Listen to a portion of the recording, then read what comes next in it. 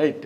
ఇప్పుడు మీ వరకు వస్తే ఇప్పుడు జనరల్గా ఈ ఈ ప్రజెంట్ ట్రెండ్లో ఏంటంటే చాలా ఫస్ట్ టైం అటెంప్ట్లో ఒక మంచి లవ్ స్క్రిప్ట్, మంచి లవ్ స్టోరీ, మంచి మ్యూజిక్, మంచి లొకేషన్స్, సీషోర్లు, కాశ్మీర్లు, ఇలాగా ఏవో ఆలోచనలు ఉంటాయి కదా నార్మల్గా.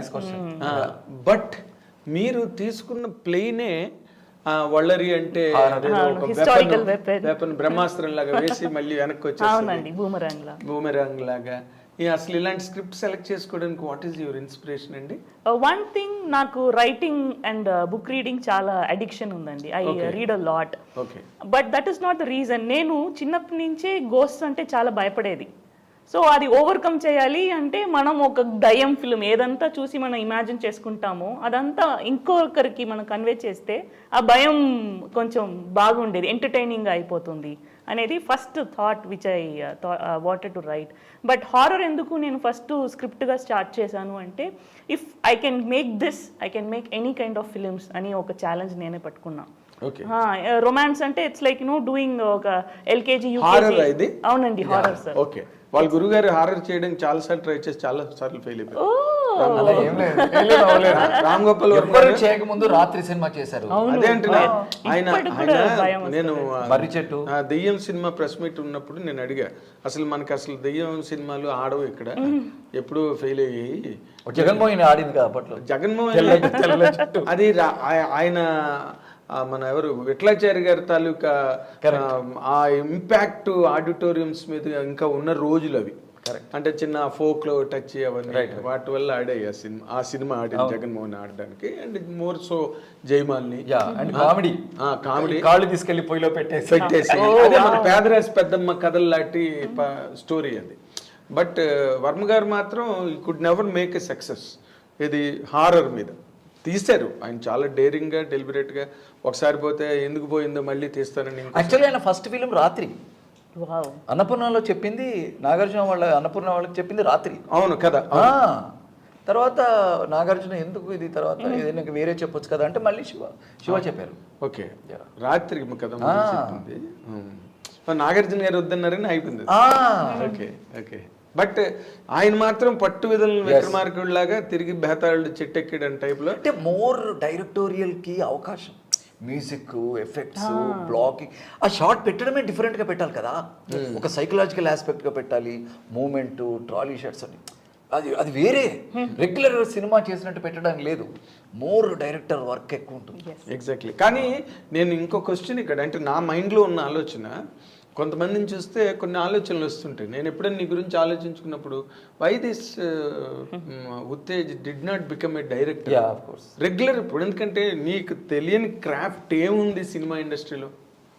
స్మాల్ క్వశ్చన్, ఇంత ఆన్సర్ అంటే స్ట్రగుల్ ఫర్ ఎగ్జిస్టెన్స్. డైరెక్షన్ అంటే డెఫినెట్గా ఒక 1-2 years వదిలేయాలి. అంటే ఇప్పుడు ఈవెన్ పోకిరీకి ముందు కూడా జగ్గుకి ఫ్లాప్లో ఉన్నప్పుడు నన్ను వదిలేయండి, 1 year నేను ఇంటికి రాను అని ఇంట్లో రేషన్ ఇచ్చి ఇంటి రెంట్ మొత్తం వదిలేసి 1 year వెళ్ళిపోయాడు. జగ్గు పూరి స్క్రిప్ట్ రాసుకొని వచ్చాడు. ఏది బీయింగ్ ఏ డైరెక్టర్, ఎగ్జిస్టింగ్లో ఉన్న డైరెక్టరే 1 year నన్ను వదిలేయండి అని రాసి వెళ్ళిపోయి పోకిరి స్క్రిప్ట్ తీశాడు. ఇప్పుడు నేను కొత్తగా డైరెక్షన్ అని స్టార్ట్ చేస్తే ఆ టైం నేను అంటున్నాను, ఒక 1-2 years నా ఫ్యామిలీని కాపాడాలి, డబ్బులు కావాలి, నేను వేరే ప్రపంచంలో ఉండాలి. ఎప్పటికప్పుడు కాదు, ఎప్పటికప్పుడే మా అమ్మ నాన్న నుంచి కానీ పద్మ దగ్గర నుంచి కానీ డబ్బులు లేవు. నేను సంపాదిస్తే రెంట్ కట్టుకోవడం, నేను సంపాదిస్తే రేషన్ మొత్తం నాదే, పిల్లలకు కానీ ఇంకోటి నువ్వే బ్రెడ్ విన్నర్, అంతా ఎవ్రీథింగ్ నేనే. సో ఆ భయం ఉండింది. ప్లస్ నేను డైరెక్టర్ అయిపోవడానికి కారణం ఇద్దరు, రామ్ గోపాల్ వర్మ అండ్ కృష్ణవంశీ.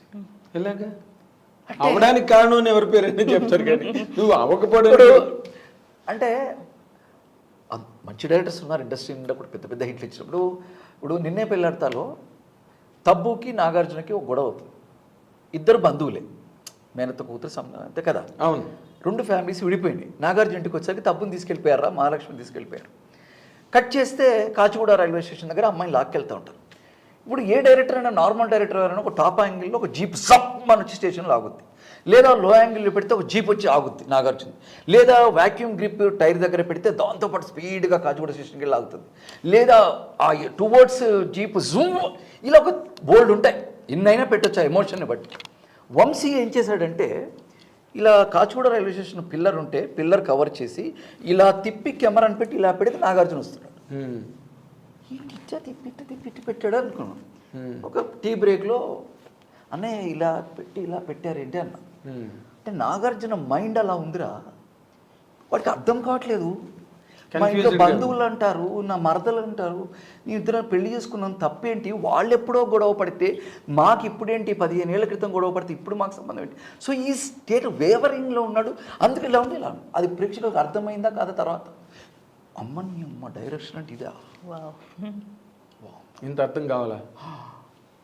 తర్వాత రాము గారి దగ్గరికి వెళ్తే పెడతాడు, జస్ట్ సైకిల్ వెనక నుంచి వెళ్తే తెలుగుదేశం తెలిసిపోద్ది అని ఇప్పుడు షార్ట్ చెప్తున్నాను. అప్పుడు షార్ట్ పెట్టి ఆయన కటింగ్ పాయింట్ కానీ ఆయన టేక్ ఆఫ్ షాట్ కానీ ఇప్పటికి ఎవరు పెట్టలేరు మనకు.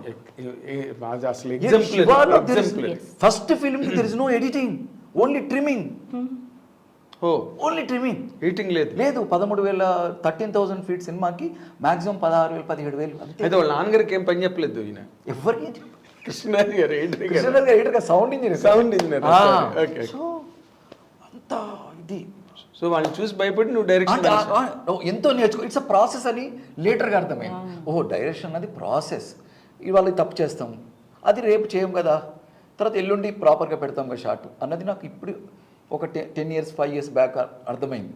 ఓకే. కానీ మొదట్లో ఏంటంటే అమ్మో చాలా కష్టం డైరెక్షన్.